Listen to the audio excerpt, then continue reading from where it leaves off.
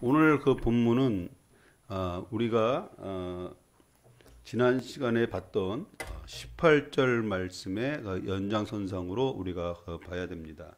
18절 말씀에 뭐라고 말씀하고 있냐면 생각하건대 현재의 고난은 장차 우리에게 나타날 영광에 비교할 수 없느니라 이렇게 말씀을 하고 있습니다. 이것은 무엇을 의미하냐면 바로 지금 현재 우리가 당하는 어떤 고난이 있다 할지라도 이제 우리가 영광스러운 영원한 그런 삶이 기다리고 있는데 거기에 비하면 지금의 우리의 모습, 우리가 당하는 고난은 아무것도 아니다라고 말씀하고 있는 것입니다. 그래서 오늘 말씀에는 뭐냐면 현재 우리가 온전하진 않지만 우리가 그리스도의 형상을 닮은 그런 모습을 통해서 우리가 성화되고 영화되는 그런 단계를 거쳐서 우리가 이제 하나님의 형상을 닮은 그런 존재가 될 수 있는 그런 소망을 우리가 가지고 있기 때문에 그것을 믿음으로 바라보고 나가야 된다고 하는 것을 오늘 본문을 통해서 말씀해 주고 있습니다. 우리가 하나님의 자녀로서 이 땅에 살아갈 때 우리가 이 세상에 산다고 하는 것은 이렇게 호락호락하지 않습니다. 그것은 바로 우리 고난이 따를 수밖에 없다는 것이죠. 왜냐하면 하나님의 방법과 이 세상에 사는 방법이 다르기 때문에 그렇습니다.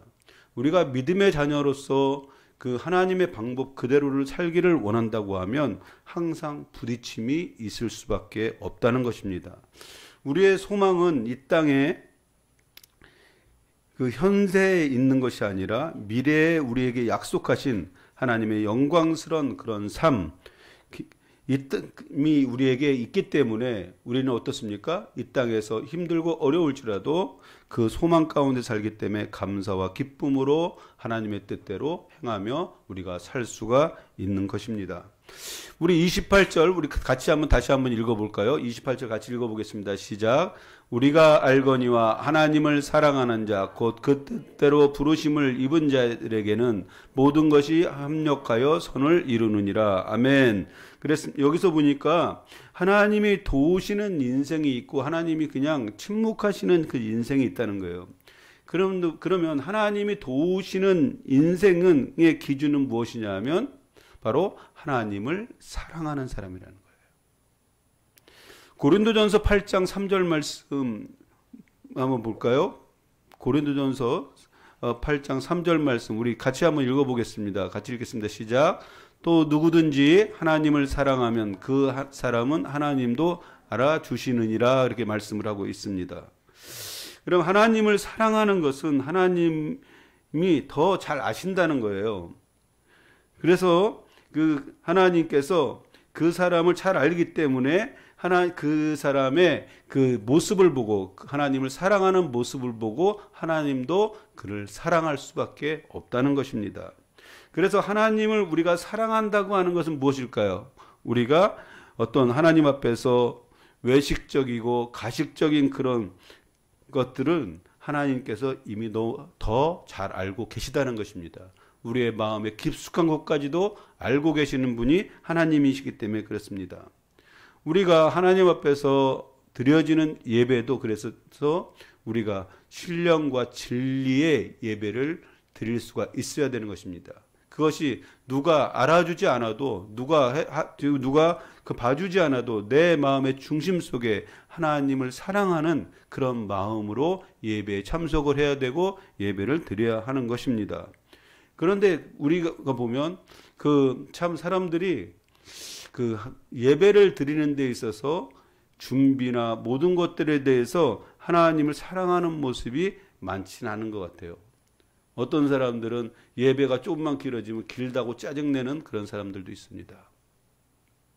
사실 우리가 어떤 분들은 그렇지 않은 분도 있지만 어떤 분들은 딱 일주일에 한 번 드려지는 그 예배에 참석하는 분들도 있어요.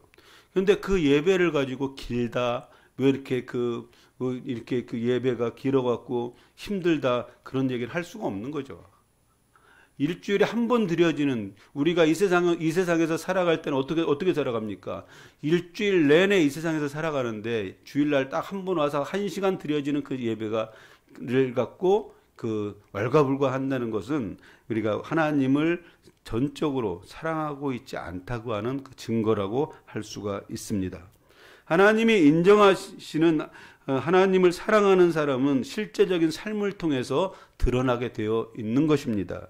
내가 하나님을 사랑하느냐 사랑하지 않느냐는 그 우리의 삶을 통해서 나타나게 되어 있다는 것입니다.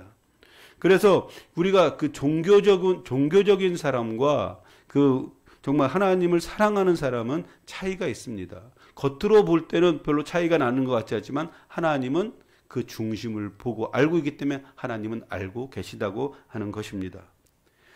그래서 우리가 하나님을 사랑한다고 하면 외적으로 드러날 수밖에 없는데 그것은 뭐냐면 불의한 것과 외식적인 그리고 세속적인 욕망에서 떠난 그 삶을 살아가야 된다고 하는 것입니다. 하나님을 사랑하기 때문에 그것을 포기하는 것입니다.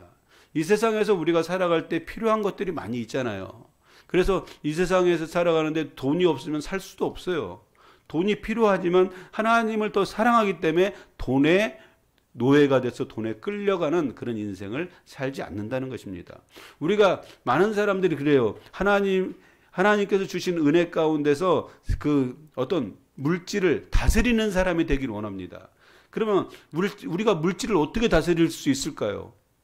엄청나게 하나님께서 그냥 돈을 막 쏟아 부으셔갖고 막 돈벼락을 맞아서 그 돈이 많아져서 그 물질을 다스릴 수 있을까요? 그런 사람들은 더 많은 어떤 그 탐욕이 나와서 더 많은 돈을 갖기를 원할 거예요. 그렇다고 하면 우리가 물질을 다스릴 수 있는 방법은 딱 한 가지밖에 없어요.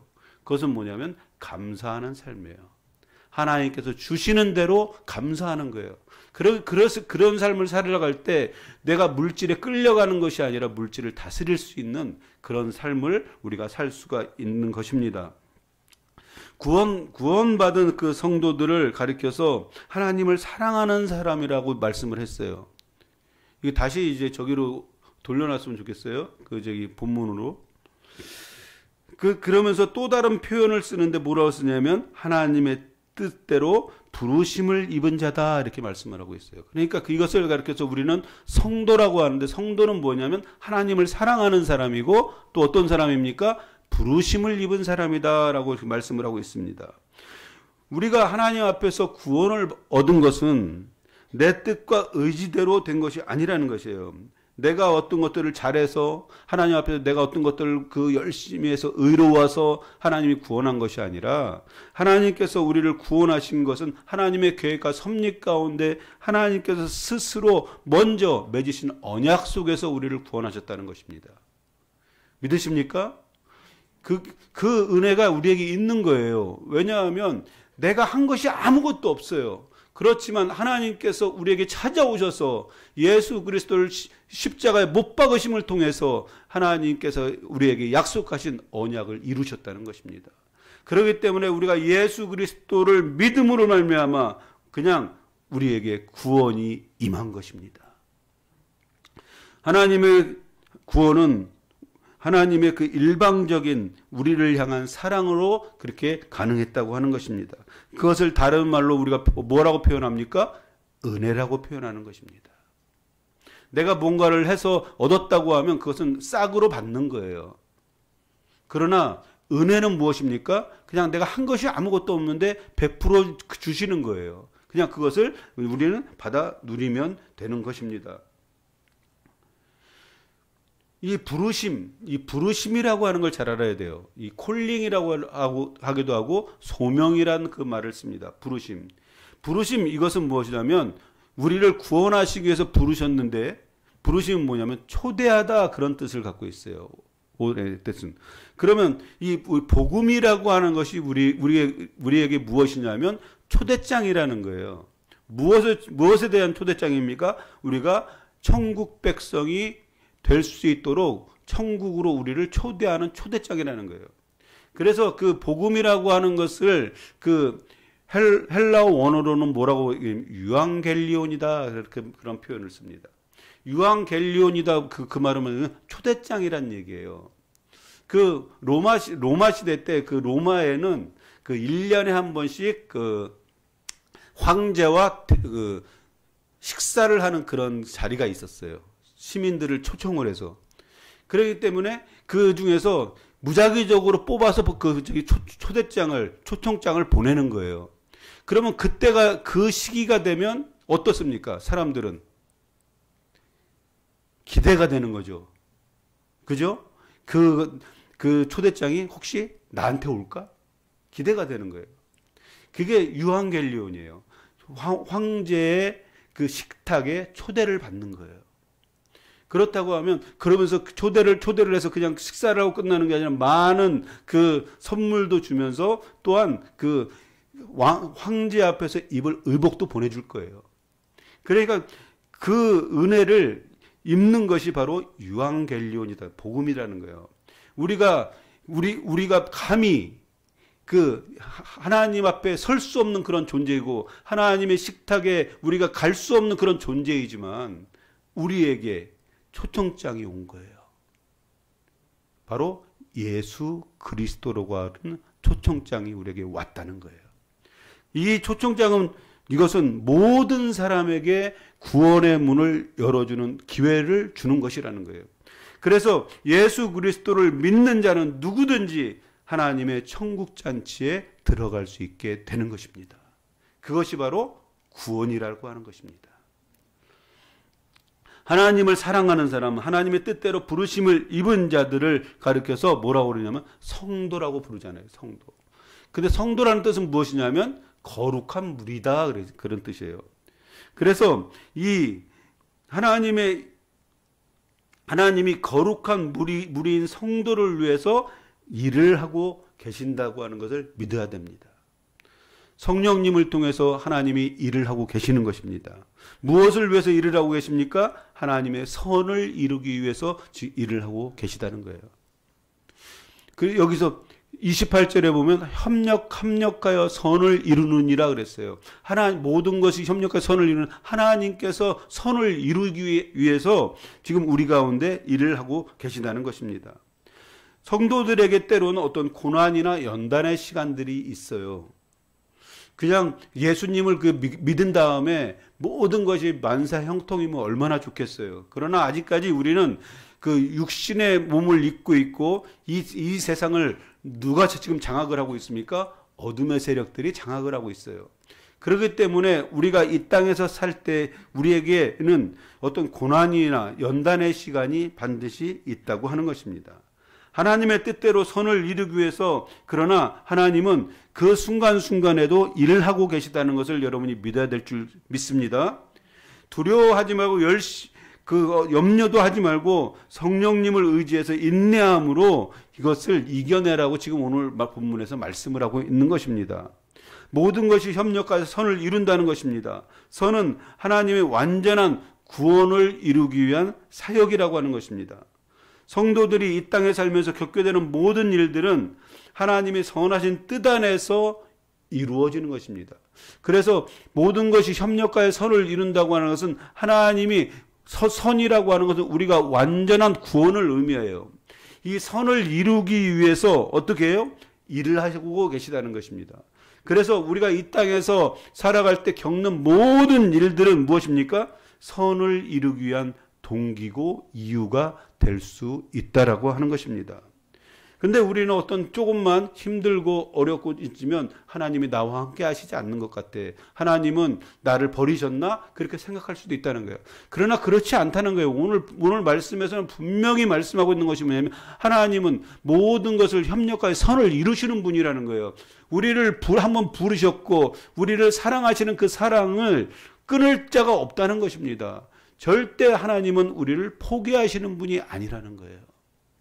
그래서 모든 어떤 상황이 나에게 닥친다고 할지라도 그러한 상황을 통해서 우리를 온전케 하시기 위한 하나님의 계획과 섭리가 그 안에 있다고 하는 것입니다. 로마서 5장 3절에서 4절까지 한번 우리 같이 읽어보겠습니다. 이 모니터에 나와 있는 같이 읽어보겠습니다. 시작. 다만 이뿐 아니라 우리가 환난 중에도 즐거워하나니 환난은 인내를, 인내는 연단을, 연단은 소망을 이루는 줄 알미로다. 아멘. 여기서 보니까 환난 중에도 즐거워한다고 그랬어요. 왜 즐거워합니까? 소망을 이룬다는 거예요. 그러니까 뭐 우리에게 닥치는 어떤 환란이 있어요. 환란은 우리가 이게 인내를 갖게 하고, 인내는 또한 연단을 갖게 하고, 연단은 소망을 갖게 한다는 거예요. 그리고 환란을 주시는 그런 목적은 뭐냐면 우리에게 소망을 이루기 위한 그 목적이 우리에게 있다는 것입니다. 그렇기 때문에 우리가 믿음의 자녀로서 이 땅에 살아갈 때 어려움을 당하고 환란 가운데 있다고 할지라도 나를 하나님께서 온전한 믿음의 사람으로 만들어가기 위한 과정이라는 것을 내가 믿음으로 받아들여야 됩니다. 그럴 때 우리가 소망을 잃지 않고 살 수가 있는 것입니다.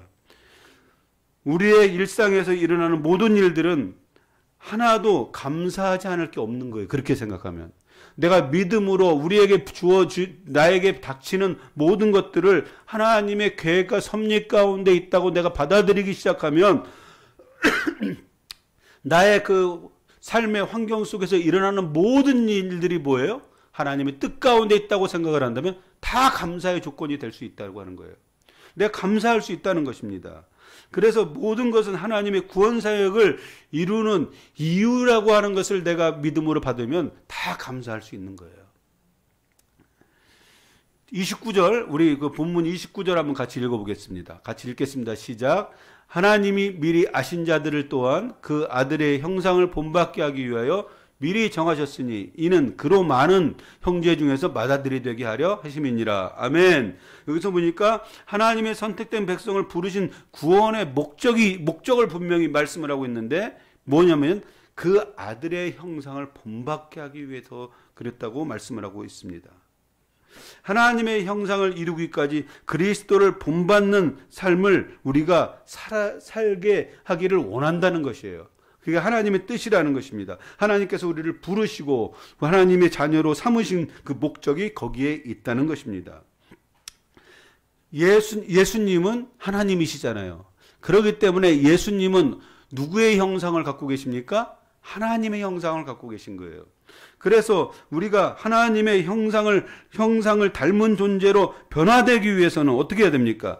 예수님을 우리가 믿고 본받음을 통해서 하나님의 형상을 이루는 그런 삶을 살게 되는 것입니다. 이제 우리 성경에 보면 어느 누구도 하나님을 본 사람이 없어요. 근데 지금 신약 시대에서 예수님이 이 땅에 오심을 통해서 어땠습니까? 예수님을 통해서 하나님을 알 수 있고 하나님을 이해할 수 있고 하나님을 볼 수 있는 거예요. 그래서 내가 하나님의 형상으로 변화된다고 하는 것은 뭐냐면 예수님의 형상으로 변화되면 하나님의 형상으로 변화되는 것입니다. 우리는 하나님의 백성으로서 우리 하나님의 형상만을 쫓아서 살아갈 때 우리의 삶의 진정한 가치가 거기에 있는 것입니다. 이 세상을 살아갈 때 많은 사람들은 어떤 물질의 가치를 둡니다. 어떤 명예의 가치를 두고 어떤 학력의 가치를 두고 그렇게 살아갑니다. 그러다 보니까 그 학력의 가치를 두는 사람은 어때요? 실력은 안 되는데 박사학위를 받아야 돼. 박사학위를 위조하기도 해요. 거짓된 삶을 사는 것이죠. 우리 인간적인 욕망을 채우기 위해서는 본질적인 삶이 아니라 거짓된 삶을 살 수밖에 없다는 거예요.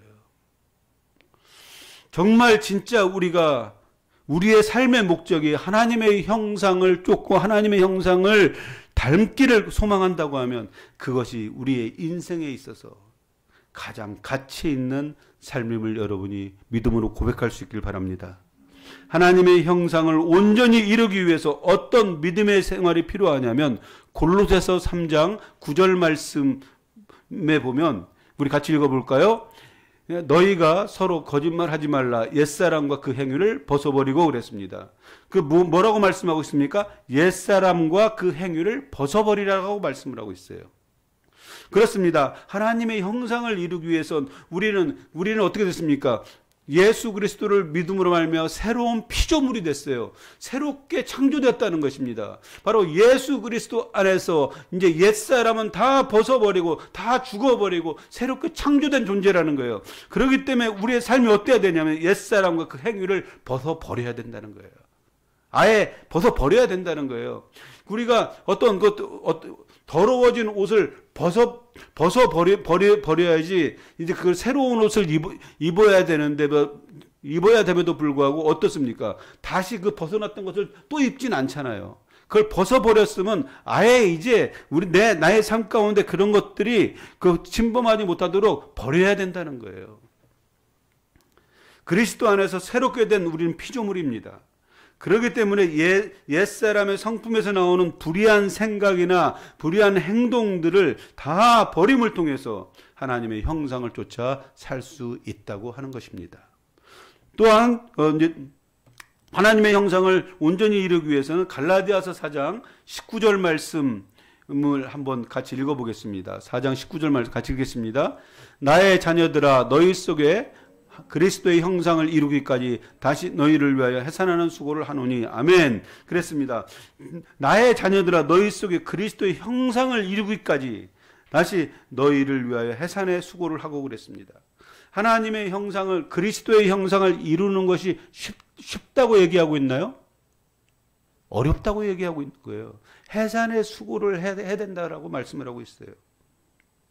하나님의 형상을 이루는 것은 수고와 인내가 필요함을 분명히 말씀을 하고 있는 것입니다.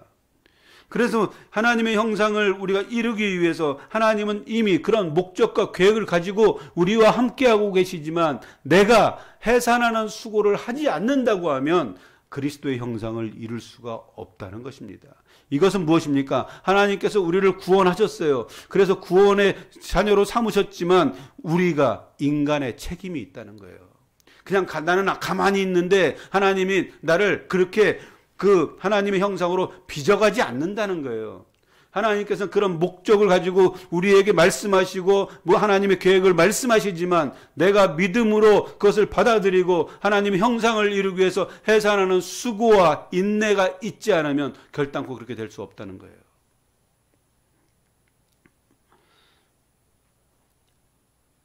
하나님의 형상을 회복하기 위해서는 그리스도의 십자가의 고난이 있었음을 우리 여러분이 아셔야 됩니다.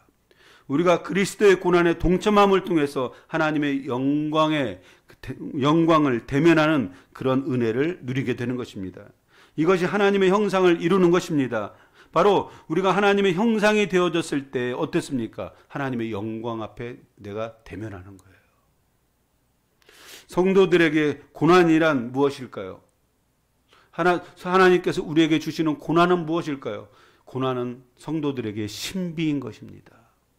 고난은 고통만이 아니에요. 왜 신비냐면 고난을 통해서 우리가 겸손해지고 온전해져서 하나님의 주님의 성품을 담고 하나님의 형상대로 이루는 그런 성장이 그 안에 있기 때문에 그래요.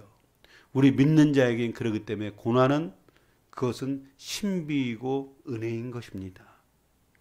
빌립보서 3장 21절 말씀 보면 우리 같이 읽어볼까요? 같이 읽어보겠습니다. 시작. 그는 만물을 자기에게 복종하게 하실 수 있는 자의 역사로 우리의 낮은 몸을 자기 영광의 몸의 형체와 같게 변하게 하시리라. 아멘.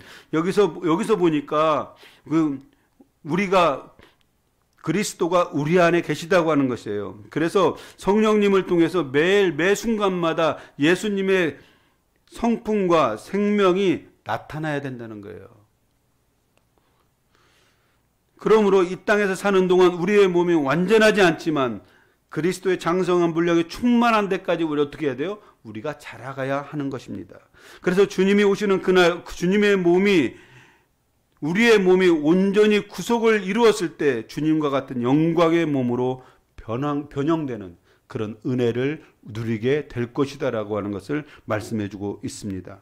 에베소서 4장 15절 말씀에 보니까 오직 사랑 안에서 참된 것을 하여 범사에 그에게까지 자랄지니라.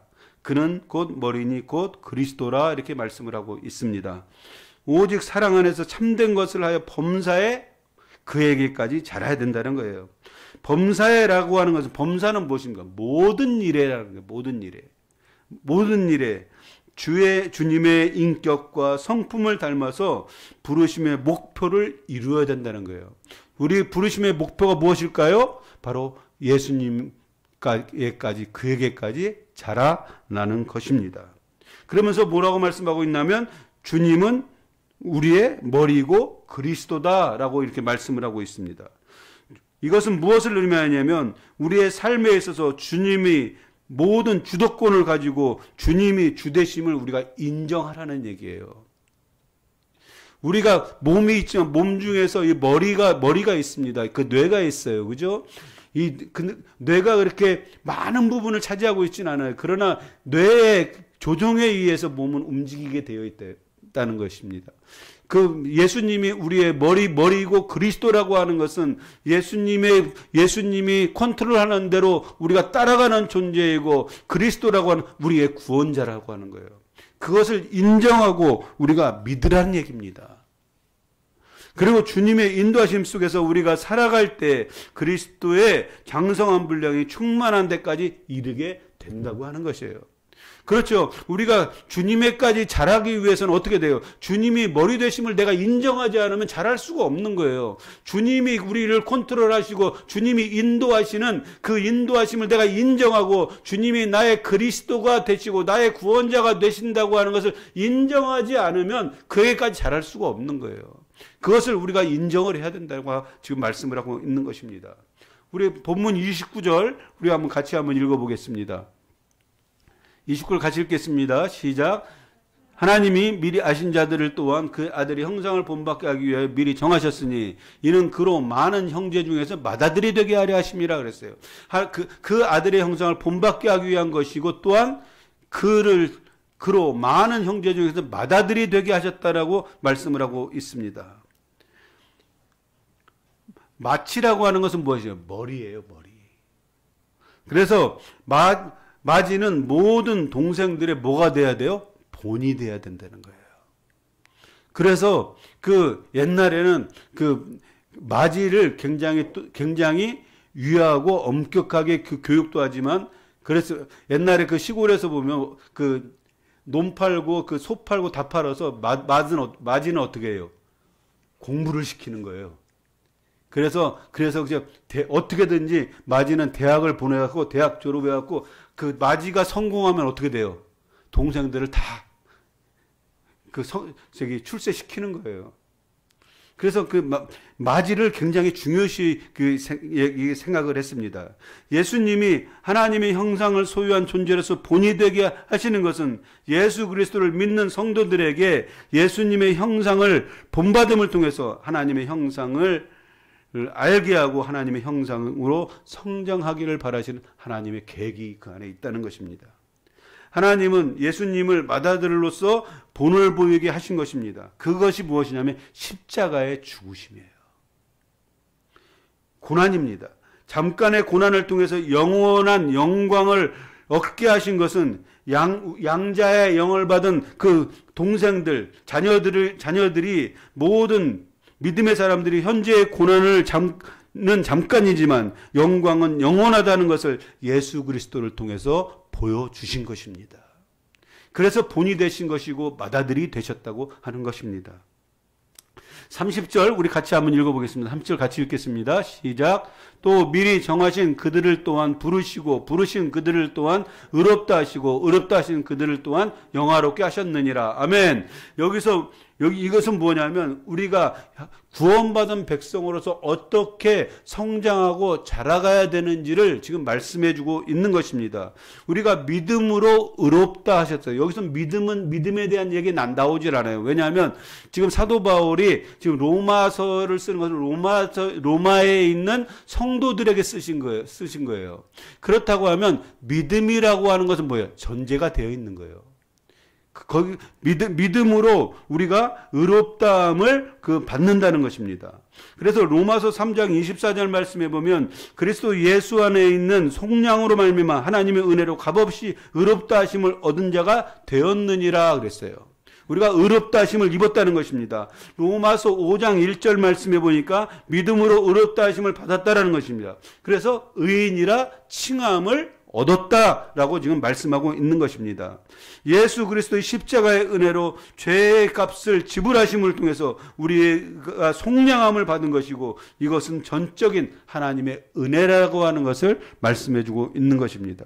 우리가 의인이 되었다고 하는 것은 하나님의 의가 우리의 삶 가운데 나타나게 되었다는 것입니다. 우리는 죄인입니다. 죽을 수밖에 없는 죄인이 어떻게 하나님의 의가 드러날 수 있냐는 거예요. 근데 예수 그리스도를 통해서 예수 그리스도를 믿는 모든 사람들에게 하나님의 의가 되게 하셨다는 거예요. 의인이 되게 하셨다는 것입니다. 그렇기 때문에 예수 그리스도를 믿는 사람들은 의인이고 하나님의 의가 드러나는 그러한 삶을 살게 된다는 것입니다. 우리가 의롭게 되었다고 하는 것을 신학적인 용어로 보면 칭의라고 하는 단어를 써요. 칭의. 의롭게 되었다는 것이에요. 그러나 이 칭의는 뭐냐면 그냥 한번 예수님을 믿음으로 구원받는 것 끝난 것이 아니라 그것은 성화와 영화를 포함하고 있다는 거예요. 내가 칭의 의인이 되었으면 성화의 길을 가야 되는 것이고, 그것을 통해서 결국에는 이제 영화로운 삶은, 천국의 영화로운 삶을 우리가 최종적으로 가야 된다고 하는 것입니다. 그렇기 때문에 우리가 믿는 사람은 어떻게 돼요? 그리스도의 장성한 분량이 충만한 데까지 이르러서 그리스도의 형상을 본받게 되는 그 과정까지 우리가 나아가야 한다는 것을 말씀해 주고 있는 것입니다. 의롭다함을 얻은 의인은 하나님의 거룩함을 삶 속에서 나타내야 하는 것입니다. 거룩한 삶을 나타내야 하는 것입니다. 이것이 바로 성화의 과정입니다. 성결한 삶이라고 하는 것은 성화의 과정을 가는 것입니다. 하나님의 거룩하심이 나의 삶 가운데 그대로 드러나는 것이라는 거예요. 우리가 거룩하게 산다고 하는 것은 무엇을 의미할까요? 그냥 다른 사람들보다 좀 더 도덕적이고 다른 사람보다 범죄하지 않고 그렇게 사는 수준이 거룩한 삶이 아니에요. 거룩한 삶은 무엇이냐면 하나님의 의가, 하나님의 거룩하심이 우리의 삶 가운데 드러나는 거예요. 그것이 바로 거룩한 믿음의 사람들이 나타내야 될 그 삶의 모습이라는 것입니다. 그럼 뭐 어떻습니까? 차원이 다른 것이죠. 다른 도덕론자들이 좀 도덕적으로 이제 사람들에게 그 해코지 안 하고 그냥 죄 안 짓고 사는 그런 수준이 아니라 하나님의 형상을 닮은 존재로서 하나님의 형상이, 하나님의 의가 내 삶 가운데서 드러나야 되는 것입니다. 그것이 바로 의인의 삶의 모습이고 거룩함을 나타내는 삶의 모습이라는 거예요. 그러니까 어떻습니까? 우리가 거룩한 삶을 산다, 의로운 삶을 산다고 하는 것은 도덕적인 삶은 초월한 거예요. 그건 당연한 것이라는 거예요. 내가 믿음의 자녀로서 살아간다고 하는 것은 도덕적으로 내가 지켜야 될 것, 윤리적으로 지켜야 될 것은 그것은 당연한 것이고, 그것을 더 초월해서 하나님의 의와 하나님의 영광을 드러내야 된다는 것입니다. 레위기 20장 26절 말씀 이렇게 보면 같이 한번 읽어볼까요? 같이 읽어보겠습니다. 26절 같이 읽어보겠습니다. 시작. 너희는 나에게 거룩할지어다. 이는 나 여호와가 거룩하고 내가 또 너희를 나의 소유로 삼으려고 너희를 만민 중에서 구별하셨음이니라. 아멘. 여기서 보니까 하나님이 거룩하니까 너희도 거룩해야 된다라고 말씀하고 있습니다. 이 거룩함이라고 하는 것은 그 히브리어로 카도시라고 하는 단어를 써요. 이것은 구별됨 그 뜻이에요. 우리를 구별하셨어요. 왜 우리의 지금 현재의 모습을 보면 하나님의 거룩함을, 하나님의 의를 닮은 구석이 하나도 없어요. 거룩하지가 않아요. 여러분의 우리 자신의 모습을 돌아보시면, 제 모습을 돌아봐도 거룩한 점이 별로 없는 것 같아요. 근데 거룩하다는 거예요, 우리가. 왜 거룩할까요? 우리를 구별했다는 거예요. 하나님의 자녀로 구별했다는 것입니다. 그게 거룩한 거예요. 여러분 한 사람 한 사람은 그렇기 때문에 거룩한 존재라는 거예요. 여기 보면 여기 똑같은 그릇이 있어요. 그릇이 있는데 하나님의 성전에서 사용하는 그릇이 있고 그냥 우리가 밥 먹을 때 쓰는 그릇이 있어요. 근데 거룩한 것은 왜 거룩할까요? 하나님의 성전에서 쓰는 그 그릇으로 구별했기 때문에 거룩한 거예요, 그것은. 마찬가지로 우리는 그 다른 사람들하고 믿지 않는 사람들하고 이렇게 비교해 볼 때 그렇게 우리가 거룩한 모습을 보이지 않을 때가 많아요. 다른 사람들하고 비교해 봤을 때 내가 정말 다른 사람보다 탁월하게 더 도덕적이고 그러지 않을 때가 있어요. 근데 하나님이 우리를 거룩하다고 하시는 건 왜 거룩하다고 하실까요? 너희를 만민 중에 구별했다는 거예요. 그렇기 때문에 거룩한 거예요. 하나님의 성전에서 사용하는 모든 것 하나하나가 거룩한 것이라고 하는 것은 뭐냐면 하나님이 사용하시기 때문에, 하나님께 제사를 드리는데 사용하시기 때문에 거룩한 거예요. 여러분을 거룩한 존재로 하나님의 사람으로 부르셨을 때 여러분은 구별하셨기 때문에, 이 세상과는 구별된 존재이기 때문에 여러분은 거룩한 존재임을 믿으시길 바랍니다. 하나님의 자녀는 거룩한 존재인 것입니다. 여러분은 거룩한 존재인 것입니다. 이 땅에서 거룩한 삶은 미래의 영광의 날에 들어가서 살 수 있는 특권을 여러분에게 허락하셨다는 거예요. 그렇기 때문에 우리가 이 세상에 살아갈 때 거룩하게 살아야 되는 거예요. 거룩한 존재로 살아야 되는 것입니다. 우리가 두렵고 떨림으로 거룩함을 이루어내야 되는 것입니다. 왜 그렇습니까? 왜 그렇게 살아야 되냐면 우리 이 땅에서 살아가는 거룩함이 바로 미래의 영광의 나라에서 누릴 축복을 쌓는 것이기 때문에 그래요. 하나님을 사랑하고 거룩한 삶으로의 부르심을 입은 자녀들에게 의롭다 하시고 성화의 과정을 통해서 영화로운 단계까지 성장하도록 원하시는 것입니다. 그러기 위해서 하나님은 어떠세요?